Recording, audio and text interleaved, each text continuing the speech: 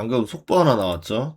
미국 이스라엘 탓하면서 다시 호르무즈 봉쇄를 했습니다. 이란도 이제 혁명수비대라는 또 권력이 있고, 이스라엘 같은 경우도 야당과 여당이 있고, 트럼프도 야당과 여당이 있고, 이제 미국도 중간선거, 11월 달에 이스라엘은 10월에 총선, 권 관계가 얽혀 있는 상태예요. 그런 상태에서 이제 트럼프가 이제 이스라엘 배제하고 이란이랑 협상을 만들어 놨는데 60일 동안 협상을 통해서 종전을 마무리하려고 했었던 겁니다. 불과 방금 전까지만 해도 뭐 주말 회동한다는 뉴스들 나오고 막 이랬었었죠. 근데 이스라엘이 공격을 한다 이런 뉴스들이 나오면서 다시 판이 어그러졌습니다. 협상 내용을 보면은 이란이 유리해요. 이제 미국이 호르무즈 해협 봉쇄란 예상을 못했고 원유 재고가 이제 바닥날 것 같다 라는 얘기하면서 이란에게 유리한 조항들로 협의안이 만들어졌죠. 저대로 하게 되면은 트럼프도 네타냐후도 입지가 불리해집니다. 안 하면은 트럼프는 또 중간 선거에서 불리해져요. 그러니까 이스라엘에게서는 차악과 최악에서는 전쟁을 하는 게 차악이고요. 미국 입장에서는 합의를 하는 게 차악입니다. 서로 안 맞는 거죠. 이제 재봉쇄라는 뉴스가 나와가지고 시장에서 뭐 농담 말로는 삼성전자 하이닉스 한 번 더 싸게 살 수 있는 기회 주는 거 아니냐 이런 얘기를 하는데 그냥 지금 이해관계가 엄청나게 복잡해서 개인적으로는 쉽게 합의될 것 같아 보이지가 않는다라 생각했고 아까 자료 만들고 강의했었던 거는 원유주를 좀 지금 가격대에서 사도 될 것 같다. 70달러에서 75달러가 이제 새로운 뉴 바닥권 한동안은 그렇게 될 것 같기 때문에 정유주가 제일 싼 것 같다 이런 얘기를 했었거든요. 뭐 그 얘기 하자마자 지금 바로 올라버려서 다음 주에 살 수 있는 기회가 또 안 나올 것 같아요. 협상을 하는데 뉴스들을 보면요. 이제 이란에게 얼마나 유리한 것들이 많았는지 동결 자금부터 풀고 협상을 시작한다. 이란도 스위스 갈 때 의무적으로 하는 걸 이행하라는 얘기를 하더라고요. 이 협상을 위해서 뭔가를 먼저 주기로 한 게 있는 것 같아요. 그러면 이란은 테이블에만 나가도 받는 게 있으니까 그걸 받으러 나갔던 게 아닌가. 그게 동결 자금을 해제해 주는 게 아닌가. 이 협상에서 누가 갑인지 알 수 있다는 거죠. 호르무즈 통행료도 60일 뒤에는 서비스 수수료라는 명목으로 거둘 가능성도 높아요. 지금만 무료고 향후에는 수수료라는 시스템을 만들어서 니네가 계속 돈 거둘 수 있게 해줄게 라는 건데 어떻게 보면은 미국이 시간을 벌기 위한 전략일 수도 있을 정도로 이렇게까지 해준다고 좀 말이 안 되는데 싶었던 거죠. 14개 조항을 보면요. 2조 내정 불간섭 이란 정권 교체 시도하지 말라는 겁니다. 이스라엘과 미국이 그때 뭐 했습니까? 저번에 쿠르드 통해가지고 한번 해볼라 했었잖아요. 아니면 내부에서 시위를 가지고 해보려 했었는데 이제 그런 거 못하게 되는 겁니다. 5조 호르무즈 해협 통행 재개인데 서비스 수수료는 얘기 나왔었어요. 그러면은 결국 이란에게 돈 줄 테니까 호르무즈 해협 막지 말아줘 라는 6조 이란 재건기금 3천억 달러를 줘야 됩니다. 근데 미국과 파트너 국가들이라고 했는데 저번에 그거 가지고 이제 미국 내에서 민주당이 공격을 하니까 트럼프가 이런 말을 하죠. 그거 미국 돈 한 푼도 안 낼 거야. 유럽, 한국, 일본이 다 낼 거야 라고 하면은 3분의 1씩 하면 한국이 150조 원 내줘야 돼요. 과연 낼까요? 한국과 유럽은 아마 안 낼 겁니다. 이 국가들이 내지 않겠다 그러면 또 협상이 어려워져요. 7조 이란에 대한 모든 경제 제재를 해제한다.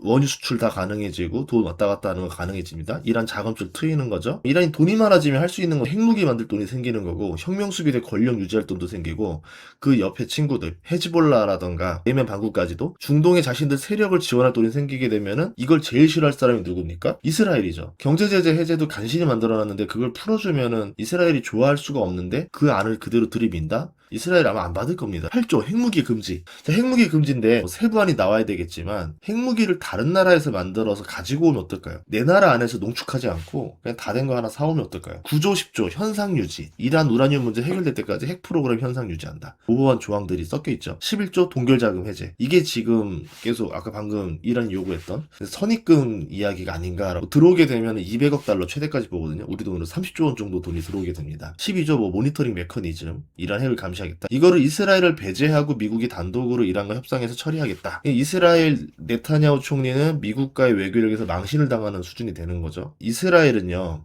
복수를 안 한 적이 없었습니다. 이스라엘이든 야당이나 여당이나 둘 다 이런 중동 정책에서는 방법의 차이지 이 비전은 똑같아요. 그렇기 때문에 이 협상안이 그대로 진행되게 두지 않을 가능성이 높다는 거죠. 물론 여기서 이제 어깃장을 잘못 놔가지고 트럼프를 긁게 되면은 미국과 80년 동맹을 마무리할 수도 있는데 이게 이스라엘도 10월 총선이 있고 미국도 11월 중간선거가 있고 서로서로 이게 다르기 때문에 아마 미국과의 동맹을 유지할 수 있으면서 이 판을 깰 수 있는 전략을 찾으려고 할 것 같아요. 그 제일 좋은 방법은 이란을 긁는 거예요. 계속. 이란을 긁어가지고 이란이 협상 테이블을 깨고 나오게 만드는 거였는데 벌써 이런 속보가 나오게 만들었죠. 호르무즈 해협 다시 봉쇄하겠다. 이렇게 이제 긁는 것들. 이란은 이스라엘 좀 꺼두고 협상하자라는 거고 미국이 컨트롤을 못한다라 그러면은 협상할 필요가 없는 거죠. 미국만 안 쳐들어오면 뭐합니까? 이스라엘 쳐들어오면 안 되는 건데 이거를 확실히 다지고 다시 들어와라 이런 얘기하는 것 같고 이스라엘이 계속 긁어서 판을 깨려고 할 수도 있고, 이란이 몰래 핵을 만들고 있는 곳들을 뭐 폭격한던가 하면서 증거를 찾아낸다던가 해가지고 이 협상 자체를 무효로 만들 수 있는 카드를 만든다던가. 이스라엘 내에서 정치 압박이 상당히 강한데요.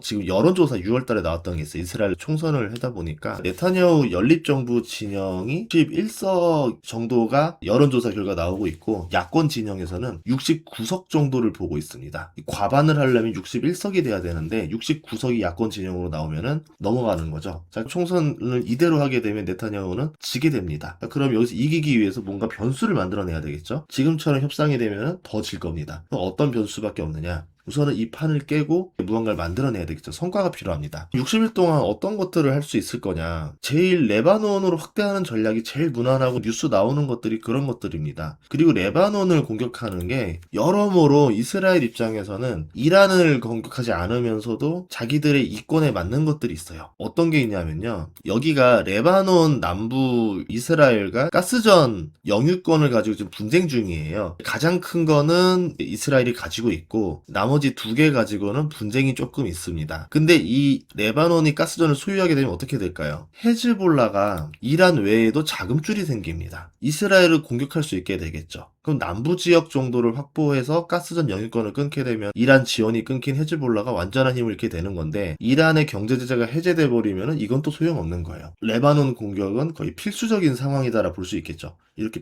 하고 그 다음에 이란의 경제 제재도 들어오면 안 되고, 뭐 이것도 정부하고 조사해서 제가 내린 결론인 거고, 또 지금 전문가들마다 시각이 서로 다 달라가지고 뭐 누구께 옳다 아니다라 말할 수는 없는 상황이다. 개인적인 생각이다 말씀드리는 거고요. 이런 상황에서 계속 어떤 전략들을 쓰지 않겠는가. 자금줄을 끊어가는 과정인 거예요. 자금줄을 끊으면 무기를 못 만들고, 무기나 조직을 운영할 힘이 약해져야지만 본인들을 공격하는 게 약해지는데, 레바논의 국회의원들 중에 헤즈볼라가 지원하는 사람이 상당수일 정도로 레바논의 돈을 끊는 게 제일 중요한 방법이고, 이번에는 레바논에서 완벽히 제압을 끊어놔야지만 이스라엘이 전쟁에 대한 우려를 좀 막을 수가 있지 않겠는가. 총선에서 성과를 어느 정도 가져갈 수 있지 않을까. 목표를 레바논으로 잡을 수도 있지 않겠나. 이렇게 보게 된 겁니다. 미국과 이란의 협상이 성공적으로 된다? 그러면은 이스라엘은 또 고립이 되게 되고 굉장히 위기가 오게 돼요. 미국과의 관계가 유지는 되겠지만 그 이상을 많이 잃게 되니까 그렇게 의미가 있는 건 아닙니다. 이스라엘이 공격하거나 실패하게 되면은 미국과 이스라엘의 외교는 상당히 어려워지겠지만, 트럼프 같은 경우는 정치적으로 위기가 올 수 있습니다. 중간 선거를 지게 될 가능성이 높겠죠. 리더십에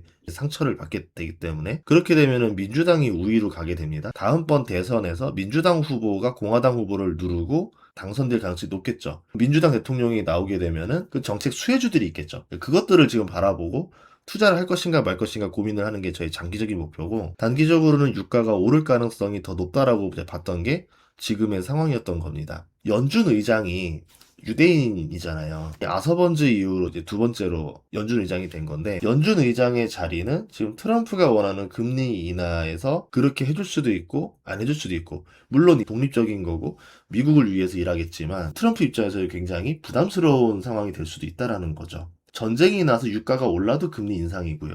정치적으로 타격을 받는 거고, 트럼프가 중간 선거에서 지고 민주당이 이제 우위를 점하게 되면은 민주당이 유리한 법안들이 조금씩 나오기 시작하겠죠. 우리나라 관련된 종목들이 올라갈 가능성도 염두를 해둬야 될 것 같아요. 중동 전쟁 자체가 불안불안하지만 설마 했던 것들이 터졌는데, 그거에 대해서 여러 이권들이 얽히다 보니까 많은 전문가들도 해석이 어려워집니다. 돈이 걸린 주가가 얼마나 출렁했는지를 알 수 있었기 때문에 우리가 최악의 상황도 생각을 해두고 잘 견뎌낼 수 있는 자산들로 배치를 해놨는지 포트폴리오를 잘 생각해 봐야 될 것 같아요. 극단적인 방향으로만 자산 포트폴리오를 정하지 말고, A라는 상황에서 타격을 최소화할 수 있고 B라는 상황에서도 타격을 최소화할 수 있는 안전한 포트폴리오를 가져가는 게 좋지 않을까. 제일 좋은 방법은 해지 전략을 쓰는 거죠. 예를 들어서 A라는 상황일 때 수익이 많이 날 거, B라는 상황일 때 수익이 많이 날 거를 둘 다 보유하는 방법을 통해서 최대한 해지를 쓰는 방법들이 있거든요. 지금 상황에서는 이런 전략도 고민을 해봐야 되지 않을까. 지금 뭐 협상 이제 트럼프가 선택한 거기 때문에 어떻게 해서든 이거를 해결해 보려고 노력을 할 가능성이 높아요. 다음날 또 바뀔 수 있는 거기 때문에 따라가는 투자를 하지 않았으면 좋겠다. 지금 상황에서 반대되는 거에 대해 해지만 거는 정도지 따라가는 투자를 하게 되면은 더 위험할 수도 있다라는 생각도 들고 있습니다. 보통 이런 뉴스들이 일요일에 많이 나왔었고, 보통 토요일 날 쉬고 일요일부터 좀 준비하고 이랬었는데 패턴이 조금 바뀌었습니다. 월요일부터는 잘 대응해서 준비하도록 하겠습니다. 주말 잘 보내시고요. 월요일날 뵙도록 하겠습니다. 고맙습니다.